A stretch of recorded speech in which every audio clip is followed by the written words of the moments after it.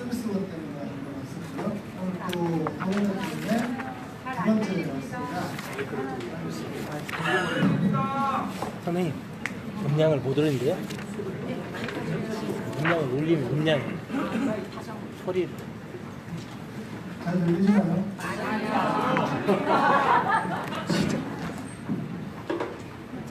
뭘 들리시나요?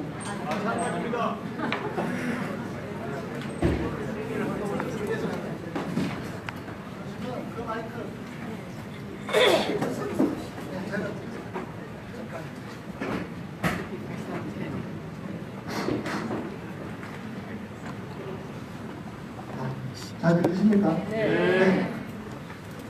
저 원래 서가지고 얘기하는 게 오늘 대화가 앉아서 하는 대도 나오고 해서 지금 오늘 오신 분들 중에는 그 예전에 뭐 이번 올해 들거나 예전부터 저한테 교육을 받으신 분들 계실 것이고, 그 다음에 여러 가지 논의 과정 중에 참여하셨던 분도 계실 것이고요. 그 다음에 전화로 통화를 하신 분들도 계실 겁니다. 그래서 전화 통화 하시는 분들은 통화한 거랑 생겼던 걸 달라서 논란이 있을 수 있을 텐데요. 지금 아까 이제 처음에 인사 주실 때 사회복지시설 운영 합리적인 방안 모색 문제를 부탁했는데 밑에 부제가 이렇게 되어 있습니다. 사회복지시설 관리한 데 문제점과 개선 방향을 중심으로 이렇게 되어 있습니다. 그래서 문제점이라고 주신 부분에 대해서는 제가 홍보를 오늘 와서 지금 와서 봤어요. 물론 그 전에 장애인 생활시설협회나 이런 쪽에서는 Q&A를 보내셔가지고 했고요. 또 장로교연합회 쪽에서 제가 문서를 주셔가지고 궁금하신 사항이 있다고 제가 주셔서 답변이 나가고, 오늘 아마 여러분들께서 의견을 주시면 또 중간에 바꿔야 될 것은 바꾸고 아닌 것들은 오해를 하고 계신 분들은 이렇게 풀어내면 되겠습니다라고 오해를 풀어드리는 방법도 좋습니다. 자, 지금 제도 바뀐 거에 대해서 단도직입적으로 말씀드리면, 시설을 설치 운영하고자 하는, 법인이 주로 할게요. 개인하고 하는 거 헷갈리니까 법인을 중심으로 해서 법인을 설치 운영하고자 한다면 법인이 시설 신고를 하고요. 그냥 그 법인이 해당 시설을 사업장으로 해서 사업을 운영하는 겁니다 라고 맞추자는 얘기입니다. 그게 가장 핵심적인 내용이죠. 그래서 그 내용이 왜 안 맞춰져 왔는지는 제 발전은 있지만은 여러분들이 잘못했거나 사회복지계가 잘못한 게 아니고, 애당초에 법률들이 사업자 등록증 관련되는 법률하고 저희 사회복지사업법하고 친한 법이 아니에요. 각각의 발전이 있어 왔던 건데, 현재 2019년 이날 시점에서 봤더니 어찌되었건 두 개의 법은 다 따라야 되는데 어떤 점에서 수렴을 해서 맞춰야 되느냐는 문제가 생겼던 거죠. 그래서 갑자기 제가 어느 순간에 이걸 바꿔야 됩니다라고 바꾼 것이 아니고, 제가 2013년 9월부터 이 자리에 있었습니다. 공무원들이 한 자리에 한 횟수를 7년 있기가 굉장히 어려운데요. 저는 뭘 잘 보였는지 잘못 보였는지는 모르겠지만 하여튼 현재로서 7년차 앉아 있었는데, 여러분들이 보내주신 민원이 1년에 한 1000건을 제가 처리를 하는데요. 그 1000건 처리하는 것들 중에 한 3분의 1 정도가 시설의 설치 운영 주체와 실제로 시설을 운영하는 주체와, 그 다음에 여러 가지 계약 관계라든지 시설 종사자, 사무국장이나 시설 종사자들을 관리하는 주체들이 각각 다르게 되어 있어요. 다르다고 인식을 하고 있기 때문에 발생되는 문제들이 대부분입니다. 그래서 그럼 이걸 어떻게 바꿔야 되느냐? 뭐 잘못된 경우에는 잘 되게 바꾸면 되는데, 근본적으로 바꾸는 방법을 찾다 보니까 결국은 법인이 시설을 운영하고자 신고를 했으면 그 법인이 해당 시설을 운영한 사업주가 되어야 되는 것이고, 사업주가 된다는 의미는 해당 사업에 대해서 알파와 오메가, 처음과 끝까지 책임을 져야 되는 거 아닌가 하는 그런 형태로 이번에 개정안이 나오게 된 겁니다. 수탁도 마찬가지죠. 수탁도 저희는 사회복지사법이나 각종 법률을 보면 영유아보육법 같은 경우는 개인도 하게 되어 있지만 대부분은 사회복지법인 또는 비영리법인에게 수탁을 하게 되어 있습니다. 그럼 사회복지법이나 비영리법인이 시설을 국가나 지자체에서 수탁을 받아오는 거죠. 수탁을 받아왔으면 국가나 지자체에서 위탁을 할 때는 여기는 이런 법인이구나, 사회복지 법인이고 종교 관련 법인이고 하니까 신뢰성이 있고 믿을만해서 위탁을 하는 거죠. 근데 위탁을 받아와서 봤더니 실질적인 사업은 개인들이 하고 있다는 겁니다. 물론 공식적으로 잘 관리를 하시는 법인들도 있겠지만요, 어떤 법인들은 그냥 개인 사업자 등록증을 내가지고 그 개인이 시설을 운영하는 형태가 되고 있습니다. 근데 일단 뭐 제가 법률 전문가서 이제 법학 박사긴 한데요, 사회복지사법을 전공한 건 아니지만 7년 동안 사회복지사법 해설서도 내고 논문도 연편을 썼습니다. 하다 보니까 이게 안 맞는 거죠. 지금 나중에 이제 토론해 주실 분들이 계시긴 하겠지만, 그렇게 되면 법인이 무한 책임을 지는 거 아니냐? 시설장이 혹은 또 고용하는 권한을 가지고 있어야 종사자를 통제를 하는 거 아니냐? 이런 얘기를 하시는 쪽이 있는데요. 결론부터 말씀드리면 지금 시설장이 지금 차이가 없어요. 시설장이 종사자를 뽑을 때 현재는 시설장하고 종사자 근로계약을 맺게 돼 있죠. 분명히 법인이 설치해서 운영한다고 했고요. 법인이 위탁받아가지고 수탁받아서 운영한다고 했는데 종사자는 시설장이 고용을 하게 됩니다. 그래서 잘못했습니다가 아니라 시설장이 고용을 하되 법인 이름으로 고용을 하다는 겁니다. 제가 보건복지부 사회서비스 자원과장하고 계약서를 맺고 들어온 게 아니고 보건복지부 장관하고 계약을 맺고 들어온 거예요. 그런데 저를 뽑는 행위는 보건복지부가 합니다. 누구 이름으로? 대한민국 정부 이름으로 한 거예요. 그럼 시설장은 현재와 마찬가지로 시설 관리라든지 사람을 뽑거나 금융거래를 하거나 또 보조금을 신청하거나 하는 것들은 지금도 시설장들이 하시는 거예요. 근데 누구 이름으로 한다? 시설장 개인 이름으로 하는 게 아니고요. 시설을 설치한 법인 이름, 시설 수탁받은 법인 이름으로 하시면 된다는 겁니다. 그 차이가 잘 이해가 안 되실 수도 있을 거예요. 잘 이해가 안 되시면 그거는 또 누차 말씀드린 것처럼 5월, 6월 달에 Q&A나 해설서 형태로 이게 무엇인지를 풀어서 말씀드릴 겁니다. 토론하시는 분들 말씀해 주시면 제가 또 어떤 부분이 이해가 안 되시는지 이제 캐치를 해서 또 그 부분까지 해소할 수 있도록 할 거예요. 자, 그 다음에 문제가 되는 거는 법인의 규모가 커진다는 게 있어요. 고용 규모가 커져가지고 커지면 여러 가지 법률 적용 사항이 또 있습니다. 제일 큰 문제 중에 하나가 이제 토론문에도 나왔지만 고용보험료율이 올라간다는 거예요. 10명씩 10개의 시설하고 하나의 사업주 묶고 100명이 되어버리니까 고용료율이 많이 달라지죠. 그런데 이거는 누가 잘못이 있는 건 아니고 그렇게 해왔기 때문에 나눠내는 건데, 지금 현재 보시면 특정 법인이 있고 여러 가지 시설, 현재처럼 시설장 이름으로 나눠져 있음에도 불구하고 그걸 하나로 법인 시설로 묶어서 하나의 사업주 안에 있는 거라고 묶어서 고용보험료를 적용받는 분들이 꽤 많아요. 그리고 그렇게 적용을 안 받은 법인들 중에는 왜 안 했냐고 가진 걸 묻는 경우가 생기고 있어요. 제가 일러주거나 제가 고발을 해서 그렇게 된 게 아니고 실제로 세정당국에서 그렇게 고용보험료를 계산하는 당국에서 그렇게 하고 있다는 거죠. 뭐 그렇게 어차피 낼 거면 또 법인 이름으로 사업자 등록을 다 바꾸는 게 맞습니다.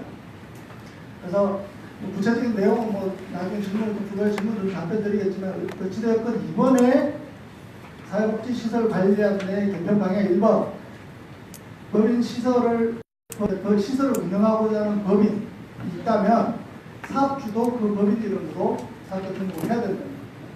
또 법인이 국가나 지자체 시설 수탁을 받았으면 수탁을 받은 법인 이름으로 해당 수탁받은 시설의 사업주가 되어야 된다. 그리고 그런 시설의 설치 운영하고자 하는 주체와 사업 운영 주체인 법인이 동일한 자라고 한다면, 동일한 법인을 한다면 당연히 시설에서 일어나는 모든 행위들은 법인의 이름으로 이루어져야 된다는 것이죠. 그게 기본적인 틀입니다. 그래서 아까 말씀드린 대로 법인 사무국의 부담 얘기를 하셨는데요. 사무국 부담은 여전히 법인 정관이나 하위 규정을 만들어서 시설장에 권한을 주시면 돼요. 현재처럼 하실 수 있도록. 두 번째, 법인에 너무 과중한 막 연자제 물리는 거 아니냐? 아닙니다. 사회복지사법 34조의 3 같은 경우에는 시설 운영자는 보험을 들어야 된다고 되어 있고요. 34조의 4 같은 경우에는 시설장은 안전점검을 해야 된다 이렇게 되어 있습니다. 만약에 어떤 시설에서 어떤 법인이 가지고 있는 시설하는 문제에서 안전점검을 하지 않으면 시설장이 과태료 300만 원 받는 거죠. 법률에 나눠져 있어요. 어린이집 같은 경우 더 잘 나눠져 있습니다. 어린이집 원장의 책임과 설치 운영자의 책임이 다 나눠져 있어요. 그런 것들 같은 경우는 걱정하실 필요 없어요. 이 제도는 법을 못 이기는 겁니다. 그렇게 하시면 되는 거고, 만약에 법률에 그런 규정이 없다고 한다면 시설 폐쇄 명령을 누구한테 내려야 될 것 같습니다. 시설 폐쇄하든지 시설장을 교체하라든지. 당연히 시설을 설치 운영하는 법인에게 내주는 겁니다. 당연한 거예요. 근데 여러분들이 잘못하는 건 제가 봤을 때 거의 없어요. 제가 지자체 공무원들 지금 6년, 7년째 교육을 다니는데요. 5월달에 교육하고 추석 때 가보고 없어요. 그러니까 6개월 이상 안 있어요. 잊지를 못합니다. 그러니까 여러분들은 10년, 20년, 30년 해오셨는데 공무원들은 6개월 안 돼 계속 바뀌어요. 바뀌니까 깊은 얘기는 못 듣고 선배들이 이렇게 처리했더니 그렇게 하나보다 하고 맨날 그렇게 넘어가 버리는 거예요. 시설장 교체 명령을 시설장은 내립니다.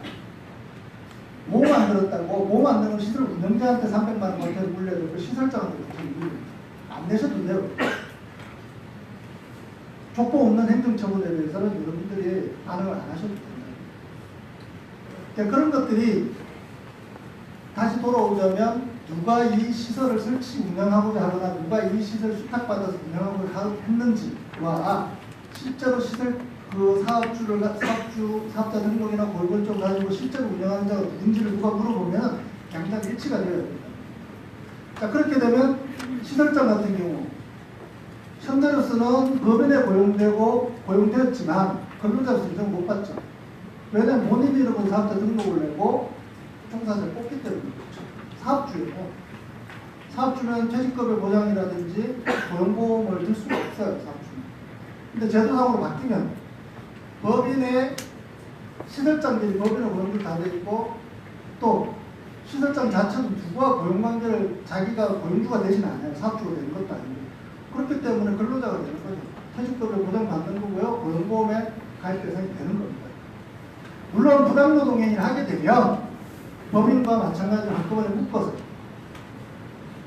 부당노동행위나 사업주로서 묶여서 처벌을 받게 되는 겁니다. 그건 지금도 마찬가지예요. 그래서 지금 제가 봤을 때 달라지는 사항이 중간에 이제 비용, 그리고 여러분들께서 이제 바꾸는 데 들어가지고 제일 나쁜 공무원 중에 하나인 세무서 공무원, 우리가 생각하기에 등기소 공무원들하고 부딪히실 일이 좀 많으실 거예요. 그런 비용들, 그런 것들에 대해서는 저희가 안 그래도 한총사협에서도 지속적으로 1년 가지고 부족하다고 얘기를 해오셨고요. 그 다음에 이번 토론회에서도 1년 가지고 부족하고 한 4, 5년 얘기도 나왔습니다. 그러면 뭐 그런 얘기 한두 군데서 나오는 게 아니기 때문에 저희 쪽에 이미 보고를 드렸어요. 한 5월 초도 안 됐는데도 불구하고 전환하는 비율이 그렇게 높지가 않고 굉장히 힘든 상황입니다. 그러면 1년 유예를 더 적어도 1년 이상 더 유예를 해야겠습니다라고 보고를 드렸어요. 그럼 2020년 말까지, 그러니까 고용관계는 2020년 말까지 되어 있고, 고용관계가 아닌 사업자 등록증 변환 문제 같은 경우에는 2020년 말까지 1년 더 유예를 하는 방안도 거의 확정적으로 고려를 하고 있는 상황입니다. 그 외에 다른 문제들이 있으면 제도상의 문제라든지 이번에 지침을 바뀌어서 발생되는 문제라고 한다면 그런 문제를 아까 인사 말씀해 주시면 제거를 하고요. 더 착용을 시킬 수 있도록 바꾸겠습니다. 그런데 한 가지 고민해 주셔야 될 게 이게 새롭게 들어오는 제도 때문에 발생되는 문제인 것인지 혹은 원천적으로 사회복지 현재 우리가 70년부터 1970년부터 현재까지 오면서 이렇게 저렇게 켜켜이 쌓여있던 것인지는 또 고민을 하셔야 됩니다.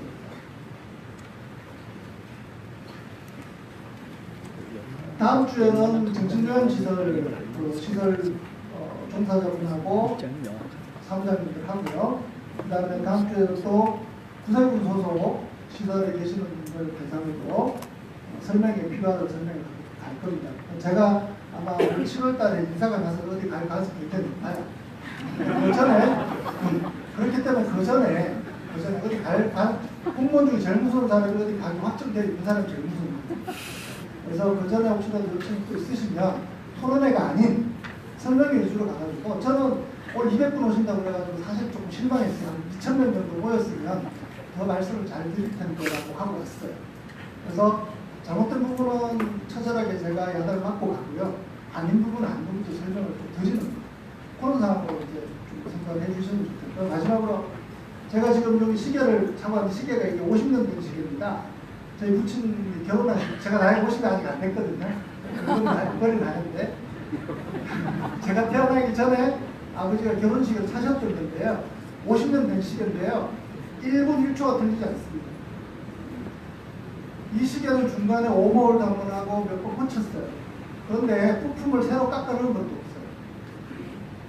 사회복지 사업이나 사회복지 시설이나 사회복지 법인이나 그 밖에 법령제도 운영이 50년이 됐죠. 지금 70년도부터. 저는 이게 잘못됐으면 갖다 버리고 새로운 걸 들고자는 게 아닙니다. 중간에 오버홀 할 건 오버홀 하고 개정할 건 개정하고 바꿀 건 바꾸자는 얘기를 하고 싶거든요. 그럼 50년이 된 시계도 50년 된 시계가 저희 과장님 결혼식보다 더 잘 돌아가요. 우리 과장님 결혼하신 20년밖에 안 되는 시계를 없어 다 버렸어요. 훨씬 나을 수가 있습니다. 그래서 그 와중에 있는 그 도중에 있는 상황에서 여러분들 좋은 의미를 가라고 한 가지 마지막으로 제가 이 얘기를 드리면 협박하냐고 그러시는 분이 계시긴 한데 협박이 아니고 제가 이 얘기를 꺼내기 전에 이미 2018년 초부터 감사원이나 권익이나 이런 쪽에서 고용 문제하고 그 다음에 고용관계들 있죠. 시설 사업자 등록증하고 사업자 등록증 아예 안 봐요. 시설 신고증 내용하고 왜 고용주가 다르냐부터 해가 저한테 지휘가 들어와요. 고용 관련 부서에서도 고용보험료 올라가는 부분에 대해서 왜 사업주가 분명히 시설 신고증은 A 법인으로 되어 있는데 사업자 등록증이 각각 달라가지고 여태 왜 한 사업주인데도 불구하고 각각 별개 사업주인 것처럼 해가지고 고용보험료를 낮춰서 들어가느냐고 지휘가 들어왔어요. 17년부터 들어왔는데 구체적으로 18년부터 막 들어오기 시작했어요. 그래서 제가 말은 뭐냐면 위법이나 불법이나 고의가 있었던 사항은 아닙니다. 이거는 사회복지라고 하는 게 애당초에 당신네들이 얘기하는 그런 법률이 사회복지를 감안하고 만든 게 아니지 않느냐. 그래서 우리는 최대한 맞춰가려고 하고 있으니까 필요한 사항이 있으면 방향을 지도해달라. 나쁘다, 잘못됐다라고 얘기를 전제라고 하지 말아달라는 얘기를 해놓고 그리고 나서 우리 손으로 차근차근 바꾸는 게 좋지 않을까요? 라는 심정에서 이 제도 개선이라고 하는 얘기를 들고 나왔습니다. 그래서 저는 공론스럽게 말씀드리면 이 제도 개선 안 하는 게 편해요. 민원도 안 들어오고요. 지금 제가 하루에 10건씩 처리하던 민원이 20건 늘어났습니다. 이 개선 때문에. 몰라서 물어보시는 분 대부분이죠. 안타까운 부분도 있고. 하지만 이제 우리 손으로 사회복지 사업을 하고 있는 사람들 손에서 합일점을 맞춰서 정리를 해서 가장 적절한 방향으로 해서 누가 제3자가 다른 제도로 가지고 제3자가 시비를 못 걸 수 있도록 그런 방향에 나갈 수 있도록 좀 도와주시면 감사하겠습니다. 이런 정도로 시간 되고 하니까 하고 나중에 발제 토론 하시는 분이나 또 교화 질문 있으시면 거기다 다시 또 말씀드리겠습니다. 감사합니다. 네, 수고 많으셨습니다. 내려가시기 편하시겠습니다. 네, 두 번째 발제는 2019년 보건복지부 사회복지시설 관리안내 개정 현장의 이해와 대응 방안 모색이라는 제목으로 한국사회복지관협회 심영규 사무총장께서 준비해 주셨습니다. 큰 박수로 모시겠습니다.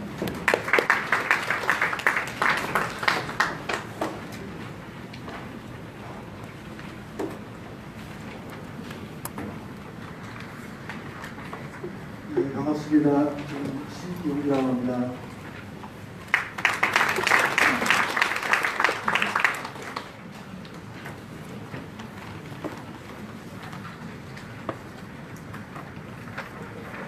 최호영 소위원님 말씀 이해하셨나요? 정확한 거 이제 끝난 느낌이다. 어쨌든 간략하게 좀 말씀을 드리겠습니다. 먼저는 제가 이렇게 발제를 맡게 됐는데 저의 위치가 뭔지 설명드려서 형식적으로는 이 민간 쪽에 시설이나 법인 쪽에 있는 분이 사람이 영역에 있는 사람이 발제를 같이 하는 것이 기회적 균형이 맞겠다라고 하는 의지 때문에 제가 하게 됐는데요. 그렇다고 해서 여기에 참여하는 한송사회이나 혹은 또 한단여와의 공식적인 합의가 되어진 그런 원고는 아니기 때문에 약간 애매한 측면이 있습니다. 뭐 굳이 표현하자면 저의 개인 의견의 가능성이 높다라고 볼 수 있을 것 같고요. 그럼에도 이 원고를 좀 부족하지만 작성해 놓고 한가족과 한종사역 측에 원고를 보내서 의견을 좀 받았습니다. 그 내용들이 이 안에 좀 일부가 포함되어 있고 일부는 수용하기가 좀 어려운 측면이 있어서 감안해서 좀 이해하시면 좋을 것 같습니다.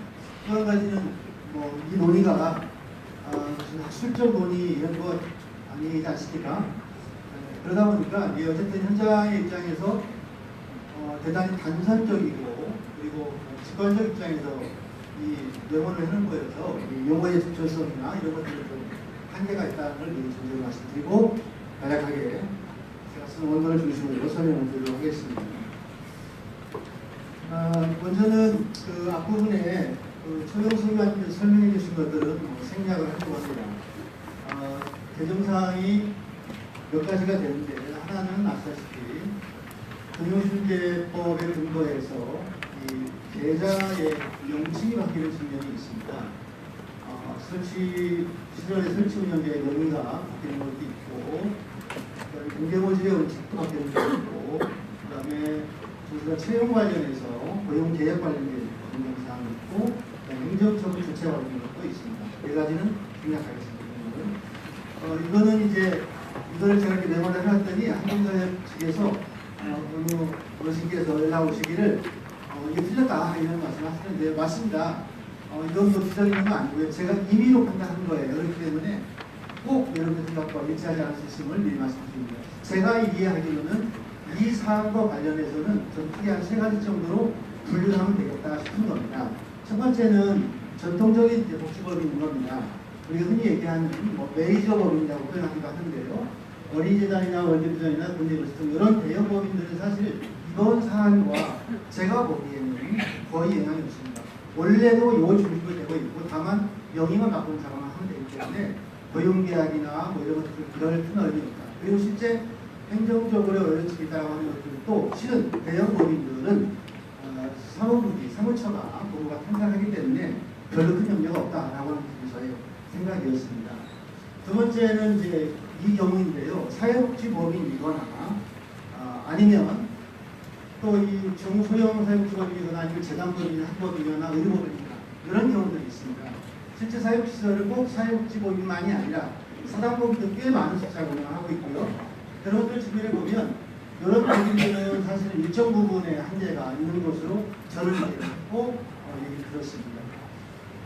주요 내용은 뭐냐면 어쨌든 분류하자면 이 법인들의 특성들은 특히 학법이나 의법인 이런 재단법 이런 데들은 시설학을 전문화한 법인들이 아니기 때문에 사실은 이제 주력사업이 따로 있는 형태로 보시면 될 것 같고요.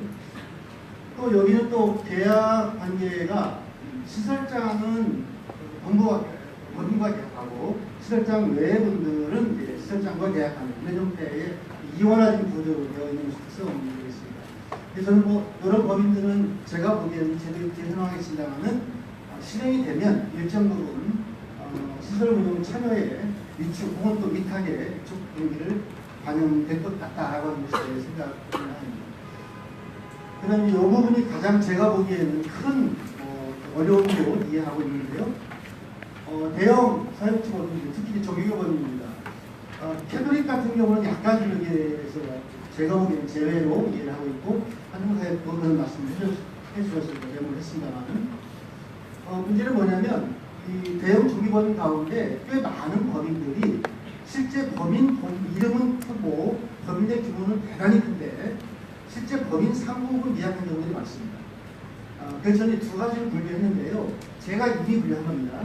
하나는 시설탁을 주력 사업을 하고 있는데 그러면서 플러스 알파로 법인 사무국이 건실한 경우도 있습니다. 건실한 표현이 맞는지 모르겠습니다만은 나름 인력을 구성하고 있고 저직을 갖추고 있다 이런 의미가 되겠습니다. 그런데 이 경우가 문제인데요. 법인은 제가 알기로는 중개법 같은 경우에는 대신교회인데 한 200개가 넘는 시설을 운영하고 있습니다. 그런데 법인 본부에는 직원이 2분밖에 없다는 거예요. 실제 그렇습니다. 이런 경우는 문제가 좀 된다고 생각하는 거죠. 범인의 주문은 크지만 실제 범인이 역동적으로 운영하는 데에 사무국은 미약하다라고 하는 경우는 이런 경우도 역시 이제 실장은 모두가 계약을 하지만 실장의 직원들은 실장을 계약하는 경우가 되어 있고 또 하나는 이 책임 소재 문제도 아까 사무관님은 서기관님은 이런저런 형태의 위임 연결로 이제 해결이 가능하다고 하셨는데 실제 노사 문제가 발생할 경우에 완벽하게 책임 소재가 명쾌하냐라고 하는 데를 좀 이견이 있을 수 있다 이런 생각을 합니다. 그걸 모호하다고 하는 것이죠. 그래서 이 경우가 큰 영향을 받을 것이다 이렇게 생각을 해봤습니다. 이 개정안 관련해서 이렇게 자꾸 이제 앞서 말씀드린 것처럼 이거는 뭐 무슨 여론을 사는 건 아니고요. 제가 들은 이야기들을 저의 표현으로 그냥 정리한 것입니다. 하나는 긍정 입장인데요. 한 세 가지 입장이 되는데 하나는 비정상의 정상화. 이번 기회에 이게 옳다, 이 길로 가야 한다 이런 거죠. 그래서 이런 과정에서 적응하기 어려운 범인들은 과감하게 투시해야 한다 라고 하는 조금 육단적 표현을 하는 분들이 있습니다. 두 번째 경우입니다. 이 법인의 공공성, 책무성 강화에 기여할 수 있겠다는 것이죠. 지금 법인과 시설들의 예컨대 각종 비리나 부정적 의미의 내용들은 실은 법인의 시적 문제나 또는 또 법인의 민족 해이, 공공성의 결여 이런 것들로부터 발생하는 것이기 때문에 이것들이 강화되면 이런 문제가 해결될 것이다 라고 하는 입장도 있다고 하는 것입니다. 또 하나의 긍정 입장은 사실 사육시설의 시설장 같은 경우는 제가 보기에는 아주 애매한 위치에 있는 겁니다. 위임을 받았다고 하지만 사용자도 아니고 노동자도 아닌 중간 위치에 있다 라고 보는 것이 일반적인 생각인 것 같습니다. 그런 차원에서 본다고 한다면 이번 기회에 실은 시설장들도 노동자의 지위를 명확하게 부여받자 이런 것이죠. 구체적으로 얘기하자면 앞서 사회자님 말씀하신 것처럼 퇴직금고 변호인과 고용보험 가입 혹은 또 시간에서 관여 이런 것들도 이번 기회에 확보하자라고 하는 의견들이 있는 겁니다. 꼭 그것 때문에 그렇다기보다도 그런 것들을 볼 때에 시설장도 노동자이기 때문에 노동자성을 강화하는 차원에서 국민적 의미가 있다 그런 주장이 있다고 하는 것입니다. 부정적인 입장입니다. 이건 한 네 가지 되는데요. 하나는 큰 틀에 개념에 관한 논의인 건데 사실은 시설을 위탁하는 법인의 입장에서는 냉정하게 얘기해보면 이 법인이 자유권이 거의 없습니다. 법인 마음대로 급여를 줄 수 있습니까? 법인 마음대로 사업 운영할 수 있습니까? 법인 마음대로 인사할 수 없습니다. 대부분의 시설 운영하는 일체사항은 다 지방정부 혹은 중앙정부의 지침과 규정에 의거해서 운영을 하고 있는 것이죠. 그런데 시설에서 발생하는 일체 책임은 다 법인에게 위임된 이 상황은 부당하다라고 하는 것이죠. 그런데 이 제도가 시행되면 법인에게 책임이 더 강화될 것이기 때문에 법인 입장에서 부담스럽다 이런 의미입니다. 그래서 무한 책임 분홍은 그렇기 때문에 반대한다, 부정적이다 이런 관점인 것이고요. 두 번째 부정적인 내용은 앞서 얘기했던 대형 종교법인 같은 경우는 좀 이해가 되는데 종교법인의 경우에는 사육사업, 사육지 사업의 위탁 같은 것들을 위축하거나 철수할 우려가 있다. 부정적인 의미를 말씀드리는 겁니다. 이 부분인데요. 아시다시피 종교계의 특성상 꽤 많은 종단들이 혹은 교단들이 법인을 갖고 있지만 실제 운영은 중간지원 조직, 운영지원 사찰, 운영지원 교회 이런 표현을 하고 있는데요. 이런 데서 운영하는 경우가 많이 있습니다. 위임하는 것이죠. 부정적 표현으로 어렵게만 말 들어보면 재위탁 혹은 재하청 이런 표현을 쓰는데요. 거기까지는 제가 표현하고 싶지 않습니다. 어쨌든 운영 중간 조직이 있다고 하는 것입니다. 이런 경우에는 이 감당할 수가 없는 상황이 온다는 거죠. 그 중간 지원 조직이 그것을 다 책임질 수 있는 상황이 아니기 때문에 결과적으로 보면 이런 법인들은 사육시설 운영에 대단히 위축될 가능성이 있거나 혹은 또 실수하거나 한계점이 있다라고 합니다.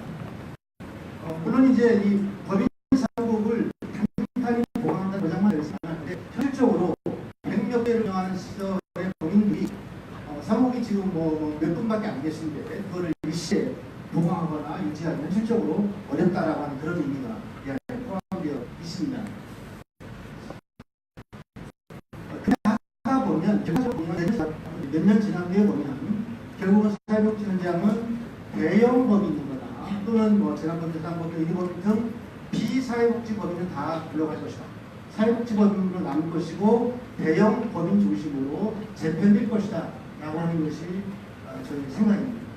그래서 이런 이야기를 하다 보니 그 의도 안에는 이렇게까지 생각하고 싶지 않습니다만 사회복지법인 부채를 사회서비스원으로 넘기려고 하는 어떤 전환 의도가 이 안에 깔리는 것이 아닌가라고 하는 이야기가 그런 오해가 있을 정도의 문제다.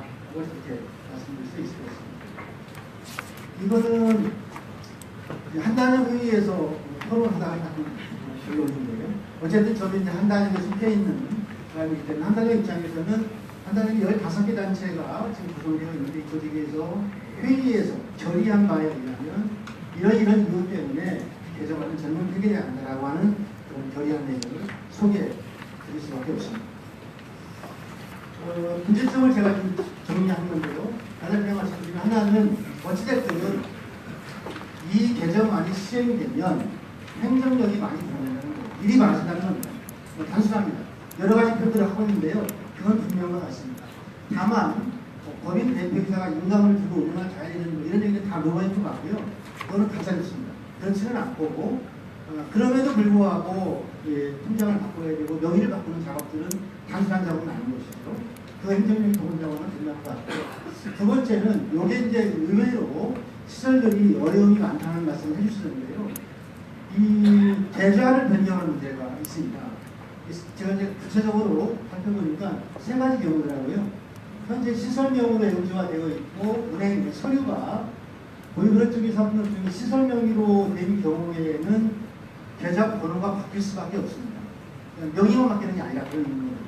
계좌 번호가 바뀐다는 말의 의미는 이미 지역사회에 깔려있는 후원자들에게 알려져 있는 후원 계좌의 번호가 바뀌기 때문에 이거는 꽤 심각한 문제가 될 수 있겠다는 것이고요. 그 외에 명의는 다르게 은행의 서류가 법인 서류가 들어가 있는 경우에는 명의 변경이 가능하답니다.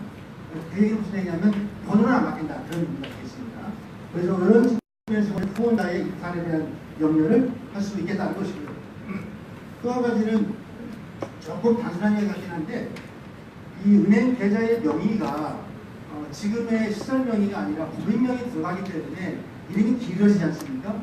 그래서 후원자들이 보기에 엄청 혼란이 올 것이다 라고 하는 그런 걱정들도 우리가 있었던 거라는 것입니다. 아까는 연자제 별 우려하지 않을 거라고 말씀하셨는데 실질적으로 연자제가 더 강화될 것이다 라고 생각합니다. 현재는 사실은 현재로 연자제를 적용하겠다라고 작정을 하고 지방단체가 위탁심의, 위탁공고를 낼 때 확인은 가능하죠. 그런데 이 법인 단위로 전체를 묶여버리면 이게 더 강화될 것 같다고 하는 것이고요. 그런 차원에서 연자제 문제를 해결하는 데 또 하나의 복지부가 대안을 좀 제시해야 되는 것이 아닌가라는 생각을 하게 되었습니다. 저는 오늘 논의 가운데 가장 여러분이 관심 가져요. 그 제가 관심 갖는 가장 중요한 핵심이라고 생각하는데요. 요거는 정말 심각한 문제라고 생각합니다. 이 법인 대표이사로 고용이 계약이 바뀌게 되면 쉽게 얘기하면 법인 위탁이 바뀌게 되었습니다. 복지관 일을 되지 않으면 그럼 현재는 이렇게 됩니다. 근로자 입장에서 선택할 수 있는 두 가지입니다. 하나는 현 기관에 계속 근무합니다. 그래서 고용을 승계하는 것이고 다시 말하면 법인이 바뀌기 때문에 고용계약이 바뀌는 겁니다. 그 다음에 또 하나 선택은 나 그만둘래 퇴사하는 것입니다. 그런데 법인 대표이사하고 직접 계약하게 되면 어떤 경우가 생기냐면 이 제 선택 3이 생긴다고 하는 것입니다. 현 기관에 고용승계를 하는 경우가 있고 퇴사 경우 또 한 가지 경우는 현재 기관에 근무도 안 할래요. 퇴사도 안 할래요. 법인에서 다 책임지세요. 이런 경우가 생긴다는 것이죠. 당연히 그럴 수밖에 없죠. 그게 지금 이제 대형 법인이 실제 이런 경우가 있습니다. 그래서 이 선택 3이 생기기 때문에 당연히 법인 입장에서는 어떻게 하겠습니까? 그 사람의 병을 책임질 수가 없잖아요. 위탁 기간이 끝나고 나면 책임질 수가 없기 때문에 그러면 당연히 법인 입장에서는 5년 계약으로 위탁을 제한할 것 같죠. 고용계약을 제한할 겁니다. 다시 말하면 대한민국의 모든 근로자가 다 위탁시절 같은 경우에는 5년 계약직으로 전락할 미래가 있다고 하는 것입니다. 이거는 좀 대안이 나와야 되겠다 싶은 것이고요. 그 표현을 이렇게 쓴 것입니다. 또 하나는 법인 대표이사와 이제 계약한다는 말이 있는데 그 계약의 의미 안에는 정규직 직원만 계약이 아니고 시간 강사, 급식업체의 급식의 납품부업체, 공사업체 등등 시설 안에서 이루어지는 일체의 고용 혹은 또 계약 관련된 행위가 엄청나게 많은데 물리적으로 도장을 누가 찍는 건 중요하지 않습니다. 당연히 그건 시설장이 찍을 수도 있고 종이식을 찍을 수도 있죠. 그 문제가 아니고 고용의 주체가 소유상의 명의가 누구냐가 제일 중요한데 그게 법인 대표자가 들어간다고 하는 것은 상당히 제한적이다. 그런 이야기가 되겠습니다. 자극적 표현을 죄송하긴 합니다만 경기도의 모 지역에서는 벌써 복지관 2군데가 우리는 입찰을 포기하겠다라고 시에 통보를 했답니다. 그 이유는 법인 대표이사가 아주 선진적인 우리나라의 어느 분이 이 대표이사이신데 그분과 그 산하시설의 모든 사람이 실제 계약이 가능하냐. 도장 찍는 거는 관장이 대신할 수 있지요. 그 문제가 아니라 명의가 분리하고 불안하다. 이런 차원에서 시설 위탁을 포기하고 강화 문제를 갖겠다. 이미 나오기 시작했습니다. 여러분 좀 심각한 문제다 생각을 해볼 수 있을 것 같습니다. 예산 부담 있습니다. 당연히 사회복지하면도 세금 많이 내고 장애인 의무요금도 거부하는 거 아니고 당연히 해야 되는 거죠. 그런데 문제는 뭐냐면 이와 관련해서 정부가 추가로 예산을 지원하지 않는 상황에서 부담이라고 하면 결국은 자부담이 될 것이고요. 그렇기 때문에 시설 입장에서는 이것이 큰 문제다라고 지적을 하는 것입니다. 대안 이야기입니다. 첫 번째는 저는 법률 개정을 통해서 보완해야 한다고 하는 것인데요. 이 법률 개정만 다른 것이 아니라 이 법률 강의는 잘 모르겠습니다. 제가 보기에는 이런 거죠. 이 박스하는 내용입니다. 시설의 고유 번호 중에는 법인 개혁을 변경하자는 거예요. 이게 법인공개 음식입니다. 동의합니다. 그런데 고용 계약의 주체나 계좌는 이런 다른 부분들 사실 이 민간 현장이 시설의 고유번호증을 법인 명의로 변경하는 것 자체가 문제가 아니고 그것 때문에 발생하는 문제가 문제인 거잖아요.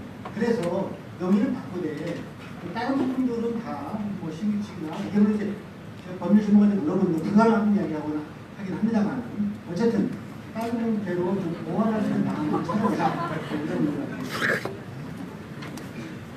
이거 뭐 제가 잘못했나요? 네. 또 그 법인에게 지금 책임을 계속 묻고 강화하고 하는 것은 좋은 의미인데 다른 한편으로는 법인을 보호하고 법인을 지원하고 법인을 격려하는 그런 포지티브한 정책도 나와야 된다. 나와는 상황이 두 가지입니다. 하나는 지원 방안으로서 실제 법인의 예산 지원도 필요하다는 생각이 있고요. 행정기록, 컨설팅, 법인 인재와 같은 것도 해서 실제 법인이 무늬만 법인이 아니라 실제 법인으로서의 기능을 합리적으로 할 수 있는 방안을 만들어주자. 그렇게 생각했습니다. 이것도 법인의 분들은 매우 동의하고 일본은 또 반대할 수도 있겠습니다만은 지금 현재 지침서에 나와 있는 좀 다른 이야기 같긴 합니다만 저는 있다고 보아지는데요. 법인의 경력이 80% 인정을 하고 있거든요. 지금. 근데 사실은 법인은 80%, 시설은 100%에는 아무런 정치적 이유가 없습니다. 근거가 없어요. 무슨 의미냐면 이게 이제 법인 단위로 고용계약이 느끼면 그리고 아까 말씀드린 것처럼 종사자의 그 공개채용 의무가 바뀌지 않습니까 지금? 그래서 법인의 인사에도 의무하는 거 되어 있잖아요. 그렇게 되어지면 제가 보기에는 대형 법인 같은 경우에는 엄청나게 많은 근로자들이 법인에서 시설에서 법인으로 왔다 갔다 하는 인사비용이 많아질 겁니다. 그러면 계산하기 너무 복잡해지는 거예요. 이제.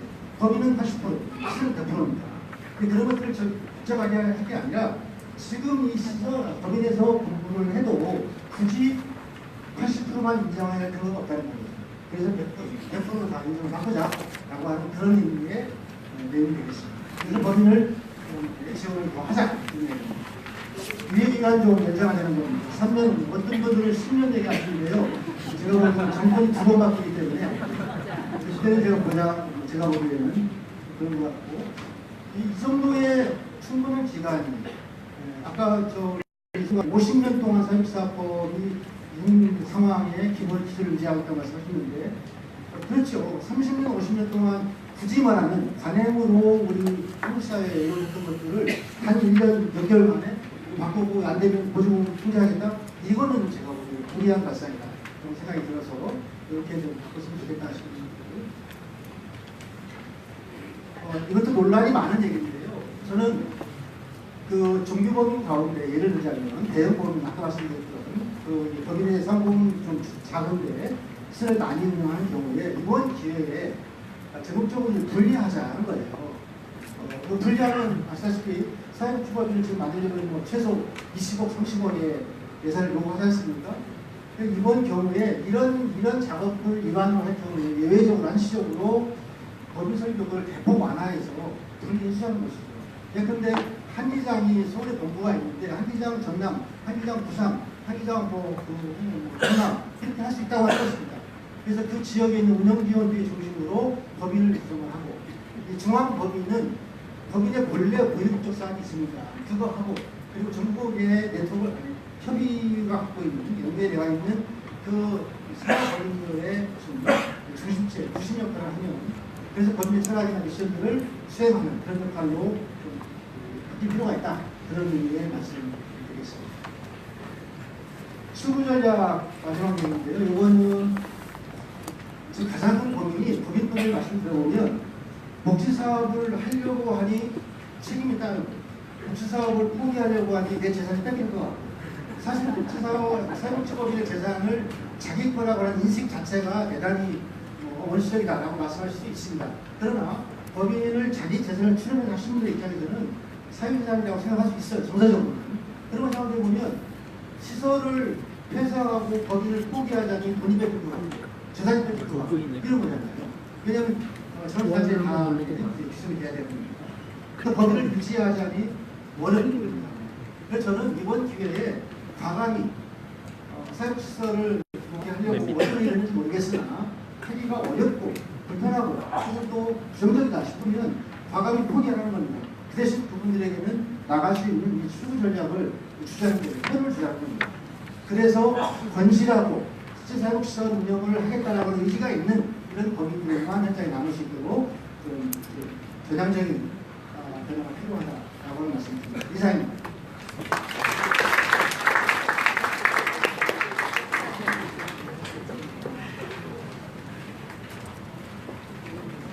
네, 사회복지 현장에서 예상할 수 있는 문제점들과 그리고 판단하시기에 이런 방법으로 좀 개선을 할 수 있겠다는 개선 방안까지 설명을 해주셨습니다. 지금부터는 이제 그 지정 토론